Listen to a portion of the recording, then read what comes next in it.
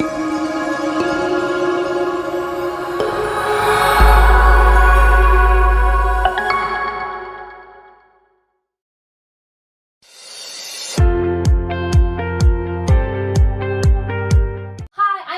welcome to Agora Math Circle. Today I'll be teaching you about the Junior Advanced Session 2 topic, whole numbers.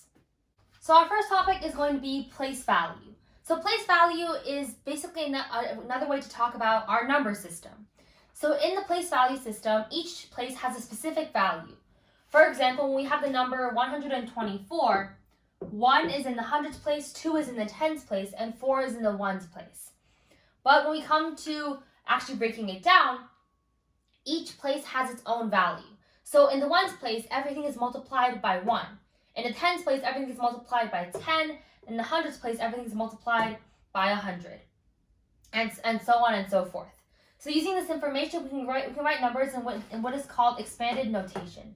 So expanded notation is like a way to expand a number into its values or its different unit values times whatever place value it corresponds to. So for example, if we have 326, 3 is in the hundreds place, 2 is in the tens place, and 6 is in the ones place. And to break it down, we can do 3 times 100 because everything in the hundreds place is times 100, plus 2 times 10 because everything in the tens place is times 10, and then 6 times 1 because everything in the ones place is times 1. And this is how we write it in what's called expanded notation. Okay, now let's try out some practice problems for 2.1 place value. So we have two problems here. The first one, you have to simplify this down into a number, and the second one, you have to break it down into expanded notation. So for the first one, we have 7 times 100 plus 4 times 10 plus 3 times 1. So in this case, it's kind of easy. We just saw what's in the parentheses. So 7 times 100 is 700 plus 4 times 10, which is 40, plus 3 times 1, which is 3. So then we get 743. For the second one, though, we have 801, and we have to put it in expanded notation, which means we have to put it in a form that looks like this, as you remember. So we can first start off with the 8. So the 8 is in the hundreds place, and anything in the hundreds place is multiplied by 100. So we first have 8 times 100. Then we have 0. 0 is in the tens place, and anything in the tens place is multiplied by 10. So in this case, we do plus 0 times 10. And then we have plus 1, which is in the ones place, and anything in the ones place is multiplied by 1. So we have plus 1 times 1. And now we have our expanded notation. Now, if we want to verify if this is correct, we can always just simplify it down and solve it. And if we want to double check it, we can do 8 times 100, which is 800, plus 0 times 10, which is 0, plus 1 times 1, which is 1, and we get 801. So this would be your expanded notation. Okay, now we have our next topic, which is addition. So for addition, there are 3 key steps in order to do addition with numbers that have tens place or above. So the first step is to line up the numbers from the ones place so that all their ones places are in one column together. The second step is to add each column from right to left. So from this way to that way. And then the third step is that if the sum of a column is greater than 9, then you have to carry and add the tens digit to the next column. So let's try out with a few examples. So I'm going to do one example with this problem, and then we're going to do a practice problem applying these same ideas. So first we have 34 plus 13 plus 21. So step 1 is to line up the numbers from the ones place. So 34, 13, and 21. Because you can see this is the ones place, and everything is lined up over here. And now step 2 is to add each column from right to left. So the rule is that if we do have a sum of a column greater than 9, then we carry over. So let's try. 4 plus 3 plus 1 is equal to 8. But nothing carries over because 8 is less than 9. And then we have 3 plus 1 plus 2, which is 6. And nothing carries over because, well, 6 is less than 9. So our answer for this would just be 68. But then let's try another problem. So for this practice problem, I want you to first try it out yourself. If you want to try it out yourself, you can pause the video. But then I'll explain the solution right after. So this one is 8,423 plus 279. If you want to try it yourself, you can pause the video, but I'm going to explain it right now. So in this case, we actually have to use our carryover idea because we have 3 plus 9, and that makes 12, which is greater than 9. So we put the 2 here because it says to put the units digit here, and then carry the tens digit, which is 1, to the column over. And now we have 1 plus 2 plus 7, and that gets us 10, which is also greater than 9. So we just put the units digit 0 here, carry over the tens digit 1 to the next column. Now we have 1 plus 4 plus 2, which is equal to 7. And we have that there, and nothing carries over because 7 is less than 9. And then we just have 8 plus nothing. So then this part would just be 8. So for your final solution, you should get 8,702.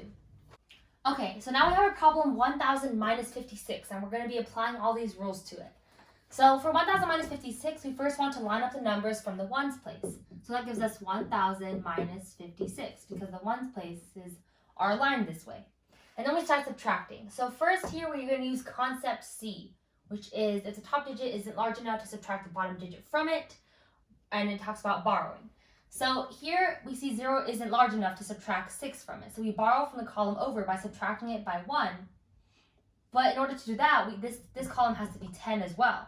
So in order to make this column 10, we have to borrow from here, making that 1, making that 9. And then in order to make this 10 though, because kind of think about it like a sequence or a chain of borrowing, right? So this doesn't have enough numbers to borrow from, so we have to borrow from here. And this doesn't have enough numbers to borrow from, so we have to borrow from here again. And 1 is a non-zero digit, which means we can actually take 1 from this and make this 0. And now we can actually subtract it out. So this column has now become 10 because in our borrowing chain, we kind of borrowed numbers all the way going from 1.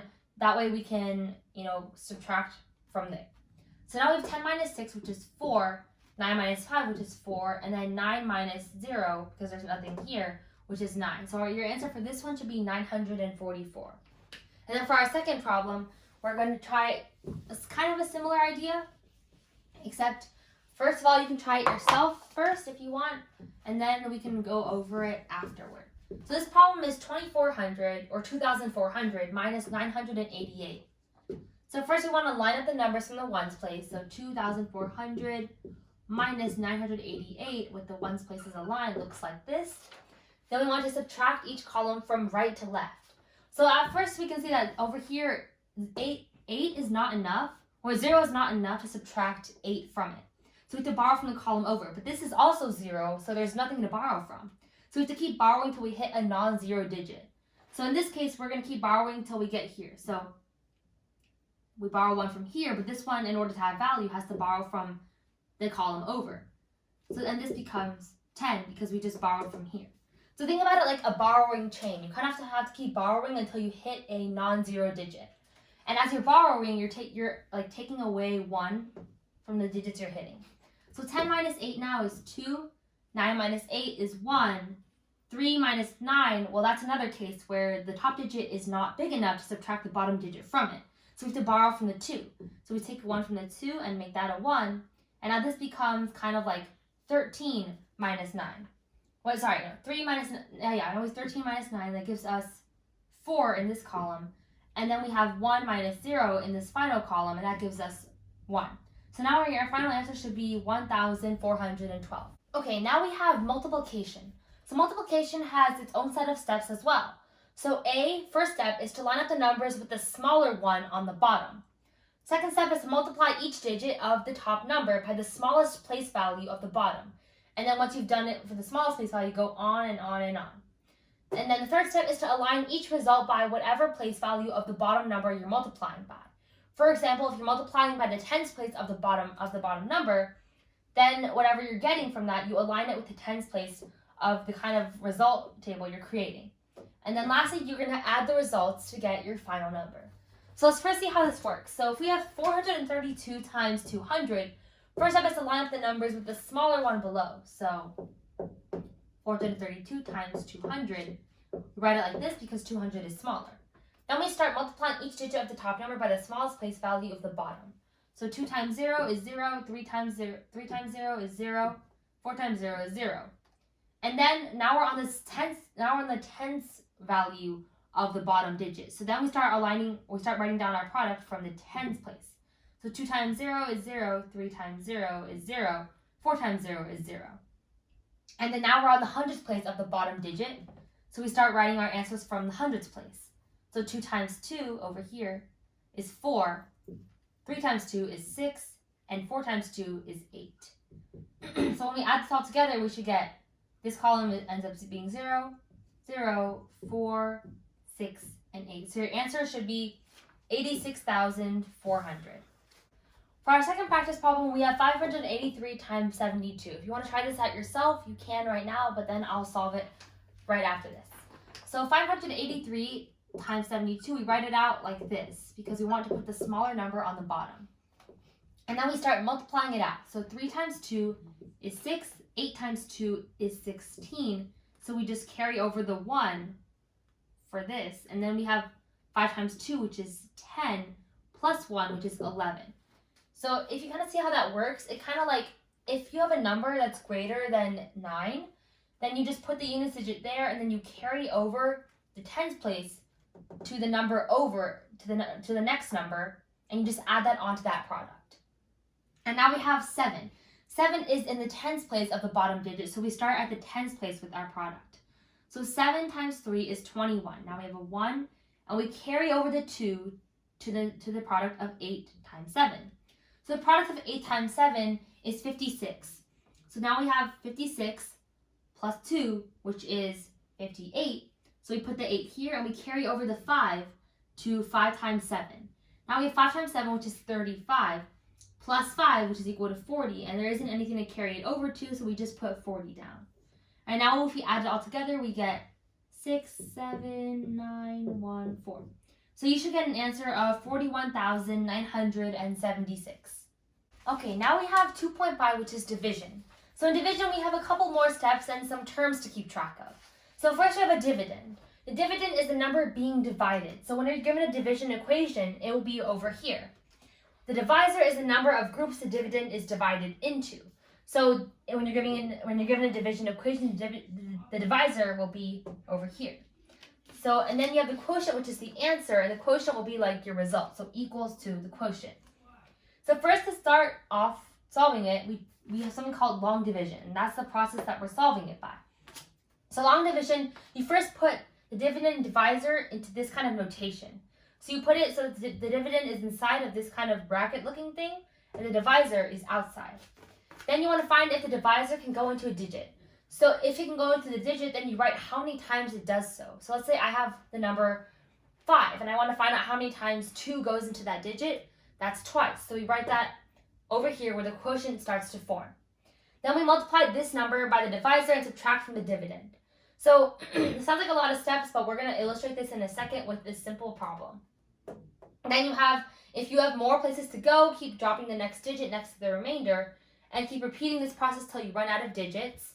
And then you may or may not have a remainder at the end. So let's first try it out with 51 divided by 2. So first let's write it in this notation. So 51 is our dividend and 2 is our divisor. So we put our dividend inside of this bracket and our divisor outside. So now this is how we write it, and this is how we're going to solve it. So first we have 5. Let's check how many times, well, first of all, does 2 go into 5? Yes. How many times does it go in? It goes in twice. Because 2 plus 2 is equal to 4, and 4 goes into 5. But if you do 2 plus 2 plus 2, well, 6 exceeds 5. So we put 2 right here. Then we do 2 times 2, which is 4. We subtract 4, and we have 1. Now we carry down our next number. So now we have 11. So now we'll check if 11, or how many times does 2 go into 11. So 2 goes into 11 exactly 5 times, because 5 times 2 is equal to 10. And 10 is the greatest number times 2 that can go inside of here.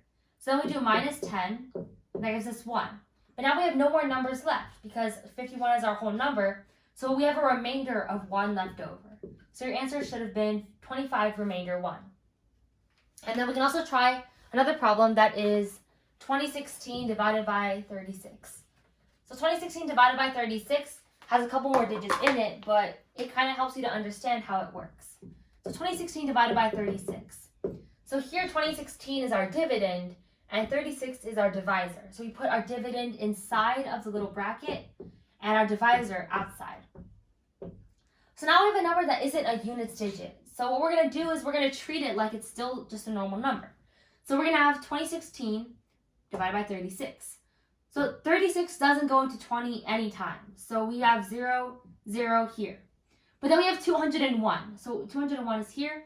So now we have to think of how many times does 36 go into 201, or the maximum amount of times it can.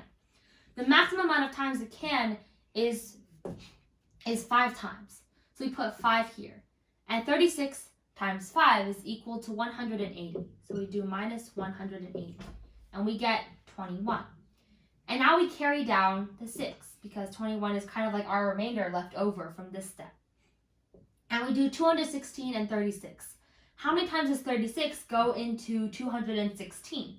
And the answer, after you solve it for it, you might have to solve for it and do some like guess and check, but you should get 6. So 36 times 6 is equal to 216. So we do minus 216 and we get 0. Now we have no other digits to cover, which means our final answer is 56, remainder 0. And if there's a remainder 0, you don't have to write down the remainder because it divides perfectly into the number. Now we're going to be talking about rounding off. So rounding off is where we kind of round a number to a certain place. So the first step for this is to underline the digit to which you're going to round off. And usually it can be any digit such as like tens, ones, hundreds, tens, thousands. And then secondly, you want to look one place to the right of the underlined digit, and then that's going to be the digit you're looking at. So if this digit is 5 or higher, increase the underlined digit by 1 and change all the numbers to its right to 0. If this number is below 5, then you leave the digit as is and you change all the digits to the right to 0. So if this digit is 9 though, if the underlined digit is 9, replace it with a 0 and round up the next few digits until you reach a number that is not 9. So this is kind of seems like a bunch of complicated steps, but it becomes a lot simpler when you apply it to actual problems. So let's try rounding 254 to the nearest 10. So the nearest 10 means that we're going to round to the nearest tens place. So this is the tens place. So this is our underlined digit in this case. And that's the digit to which we're going to be rounding off. So it says look one place to the right of the digit, or underlined digit, and that's 4. And so it says if it's 4 or below, leave the digit as is and change all of the digits to the right to 0. So if it's 4 or below, which it is, we change this to 0, but we leave this as 5. So now we have 250, and there are no other digits to the right, which means we're done simplifying the entire number. So basically 254 rounded to the nearest 10 would be 250. But now this one's a little harder. This is a really long number, 795,498 to the nearest 10,000. So the 10,000th place is going to be over here, where the 9 is. So the 9 is our underlined digit in this case. So the number to the right of the 9 is 5. And 5 matches the description of 5 or greater. So that means we increase this digit by 1. But in order to increase 9, there really isn't any other unit digit above 9. We have to make it into 10. So we have to carry this over and make this one 8. And make this 0. Because we're technically going from 79 to 80. So now we have 80 because this is 5 or above. And then it says to change all the numbers to its right to zeros. So everything else becomes a 0 now. And then our number rounded to the nearest 10,000 would end up being 800,000. Okay, now we have some practice problems for our topic on rounding off. So firstly is 598,346 to the nearest 100. So the 100th place is over here, right? Because this is the ones place and this is the tens place. So our 100th place is here. So this is our underlined digit. So now we're going to look to the right of this, and we see that this is a 4. So anything that's 5 or like anything that's below 5, we're going to just keep this where it is and then make everything else 0. So we're just going to do 598,000, 3, and then we have to make the 4 and the 6 into zeros because, well, we're rounding down because 4 is less than 5. So this will be our final answer for rounding to the nearest 100. Now we have 19,511 to the nearest 1,000. So in this case, we're going to be rounding to here because this is the thousands place, hundreds, tens, ones. So now we look to the right of this and we see that there's a 5. So this is 5 or above, which means that we're going to increase this number and we're going to make everything else 0. So in order to increase 9 though, we have to up it up to 10. So think about it like 19. Think about this as like an entire number. One step above from 19 is just 20. So we're going to make this into 20,000. And that should be your answer for the second problem. And then for the third problem, we have 995,384 to the nearest 10,000. So this is the 10,000s place. We have 10,000, thousands, hundreds, tens, ones. So for the 10,000s place, we're going to look to the right of it.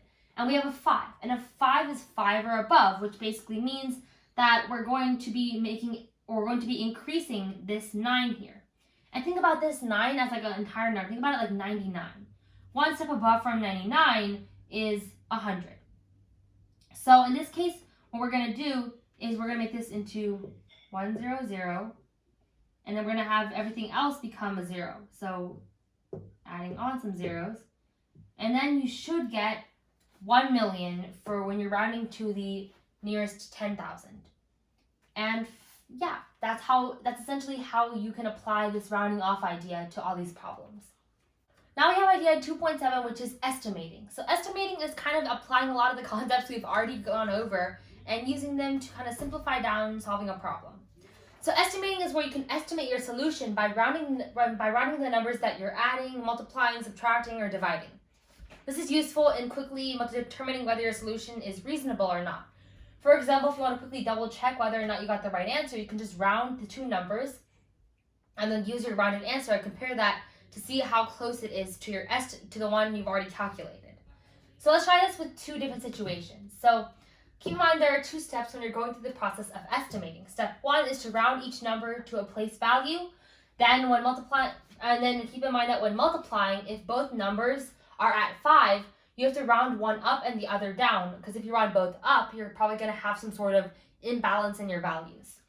Then the last step is just to add, multiply, subtract, or divide with your rounded numbers. So let's try this with this first part here. Estimate 285 plus 999 by rounding them to the nearest tens. So let's first start off with 285. 285 to the nearest tens place is going to be 290. Because keep in mind, 8 is our underlying digit because it's the nearest 10, and 5 or above, we end up increasing this number by 1. So 290 plus, and then we have 999. And for this one, this is the nearest 10, but here it's kind of complicated because when we're going here, we can see that this is a 9. And as you remember from our rounding rules, whenever we have a 9, we're going to have to make that into a 0, and we're going to have to keep making these into zeros until we hit a value that's not a 9. So in this case, we don't have a value that's not 9. So we just keep going, and we have 0, 0, 0. Then we end up with a 1 in front.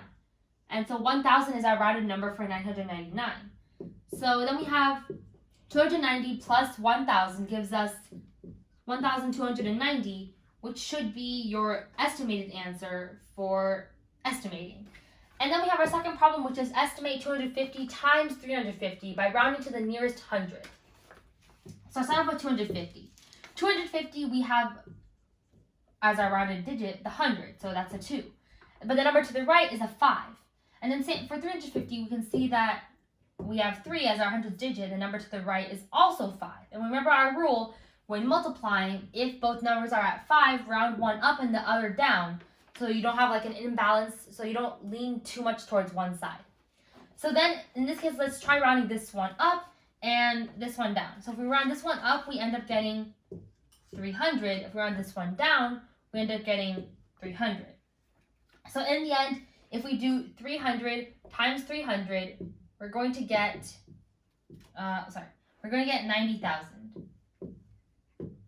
And so that's kind of your estimated solution when it comes to multiplying two numbers that have 5s at the places that you're trying to round to.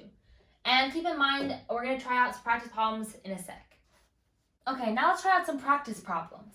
So our first one is estimate 9,162 plus 3,807 by rounding to the nearest hundred. So we round each of these numbers to the nearest hundred. So let's start off with 9,162. So to the nearest hundred, this would end up being 9,200, and here's why. So the nearest hundred is 1. We're going to start off at the hundredths place, right? So the number to the right of that is 6, and 6 is above 5. So which means we're going to be increasing this number by 1 and making everything else 0. So this is 9,200. Then we have 3,807, and that we apply the same idea. So over here we have 8. 8 is in our hundredths digit, which basically means that this is what we're going to be referring to. So let's look to the digit to the right of it. 0 is less than 5, which basically means that we're not going to be rounding up, we're just going to be keeping it where it is. So in this case, we're going to keep this digit where it is, and we're going to make everything else 0, and that gives us 3,800. And then we have 9,200 plus 3,800, and adding them together should get you 13,000, and that should be your estimated answer. Now we have estimate 555 minus 499 by rounding to the nearest 10. So in this case, let's take each number individually first and then subtract them in the end. So 555, our tens digit is going to be 5 over here. And if we look to the right, 5 is 5 or above, which means it fits into the rule of where we increase it by 1. So 560 becomes our answer because when we increase this by 1, we make all the other digits to the right 0.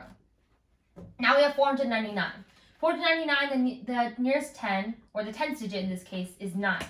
And now let's switch to the digit to the right. That's also a 9, which basically means that it's 5 or above.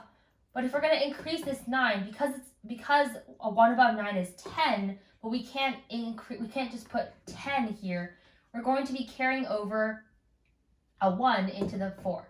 So we're going to end up with 500 as the nearest 10 that 499 goes to. And if it confuses you, just think about it like this. 499 is between 490 and 500. And there's a 10 separating these. But it's closer to 500. So even though 500 technically looks like 100, it serves as a 10 in this case. So now we have 560 plus or minus 500, and that gets us an approximate answer of 60. And those should be your 2 answers for the practice problems. Okay, now we have 2 more practice problems to try out.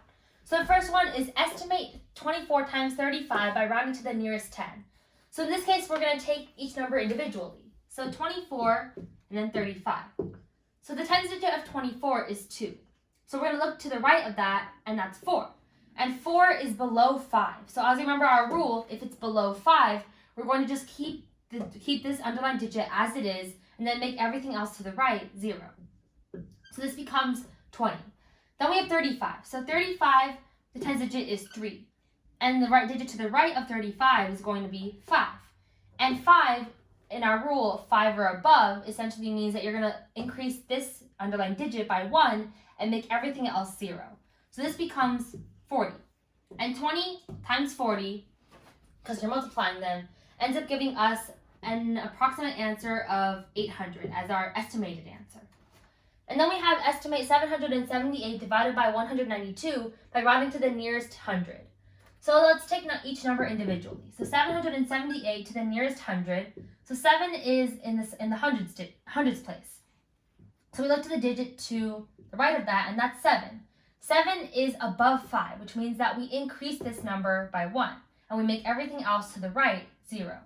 So then we get 800 as our rounded to the 100, and then we have 192. 192, the hundredths digit is 1. We look to our right and we see that this is a 9. And in this case, 9 is obviously greater than 5, which means that we're going to have to increase this by 1. So we get 2 and we make everything else 0, so we get 200. So now we're going to divide these. 800 divided by 200 gives us an estimated answer of 4. And those should be the 2 answers you got for questions 3 and 4 in the practice problems section. Okay, now we're going to try out some challenge problems. So the first problem states that a carnival makes most of its money from the bumper cars and the Ferris wheel. Last year it made $937,095 from the bumper cars and $236,446 from the Ferris wheel game. By rounding to the nearest 10,000 for each game, about how much did the 2 games make combined? So let's break it down. So first we have this number, $937,095. And then we have $236,446. So starting off with this number, we're rounding to the nearest 10,000. So the 10,000th place is here. It's at 3. And we look at the number to the right of that, and that's 7. And 7 is above 5, which means that we increase this number 3 by 1, and we make everything else 0. So we have 940,000 as our rounded number. And then over here, for 236,446, Our 10,000 digit is also 3, and it's over here. And we look to the right and we have 6. 6 is above 5, which means that we increase 3 by 1, and we make everything else 0. So for this, we also have, $240,000.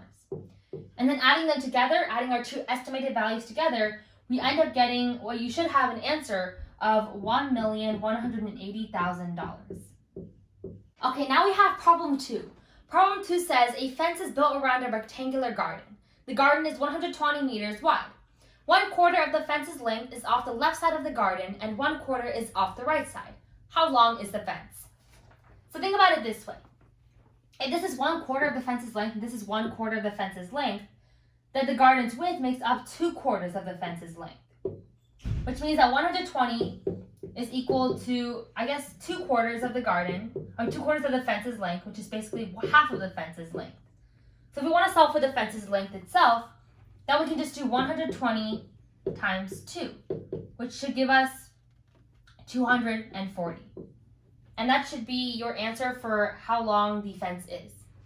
Okay, now we have problem 3. Problem 3 says water boils at 212 degrees Fahrenheit and freezes at 32 degrees Fahrenheit. What is the difference between the boiling point and freezing point of water? So for this, we're going to be doing some subtraction. So we're going to have 212 minus 32. And keep in mind, when we do subtraction, we align the ones digits. So let's start from here. 2 minus 2 is 0, but then we have 1 minus 3. And obviously, we can't subtract 3 from 1, so we have to take 1 from the next column over. This becomes 1, and now we can treat this number as 11. Now if we have 11 minus 3, that gives us 8. And now in here we have 1 minus what's basically 0. So then we have 180, which gives us 180 as your answer. Don't forget to subscribe and like. If you have any questions, you can email info@agoramatterco.org or comment below and we'll reply back. Maybe. And if you want to see practice things or anything about us, you can visit our website, which is basically the end of the email, but without the info and the end. So bye!